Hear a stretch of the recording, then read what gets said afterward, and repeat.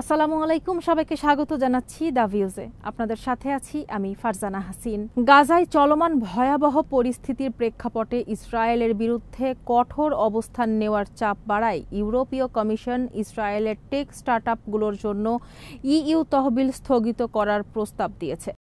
ইউরোপীয় ইউনিয়নের হরাইজন গবেষণা কর্মসূচিতে ইসরায়েলের অংশগ্রহণ আংশিকভাবে স্থগিত করার এই প্রস্তাবটি আজ ইইউ এর ২৭টি সদস্য রাষ্ট্রের আলোচনায় উঠবে। প্রস্তাবটি কার্যকর করতে হলে সংখ্যাগরিষ্ঠ সদস্য রাষ্ট্রের সমর্থন প্রয়োজন হবে। উল্লেখ্য, এই সিদ্ধান্তটি পরবর্তীতে পরিবর্তনযোগ্য। ইইউ এর সাথে ইসরায়েলি সম্পর্ক নিয়ন্ত্রণকারী চুক্তির মানবাধিকার ধারা পালনে ইসরায়েলের সম্মতি পর্যালোচনার প্রেক্ষিতে এই প্রস্তাব আনা হয়েছে।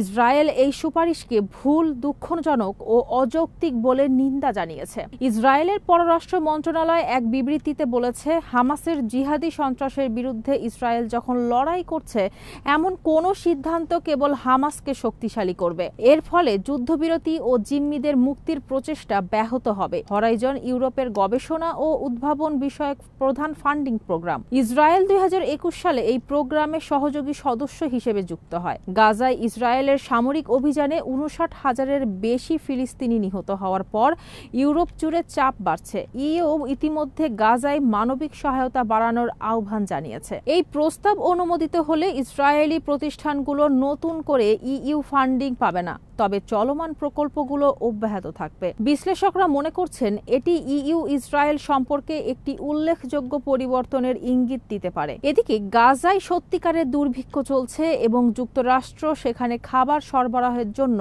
ওয়াক-ইন ফুড সেন্টার স্থাপন করবে। প্রেসিডেন্ট ডোনাল্ড ট্রাম্প এসব কথা জানিয়েছেন। স্কটল্যান্ডে ব্রিটিশ প্রধানমন্ত্রী স্যার কিয়ার স্টারমারের সঙ্গে যৌথ সংবাদ সম্মেলনে ট্রাম্প বলেন, আমরা চাই শিশুদের খাবার দিতে। গাজার অবস্থা ভয়াবহ, আমাদের অবশ্যই মানবিক দিক বিবেচনায় সহায়তা করতে হবে। তিনি বলেন, ফুড সেন্টারগুলো এমনভাবে বসানো হবে যেখানে কোনো ধরনের বাউন্ডারি বা সীমাবদ্ধতা থাকবে না। এখনকার অবস্থা ভয়াবহ।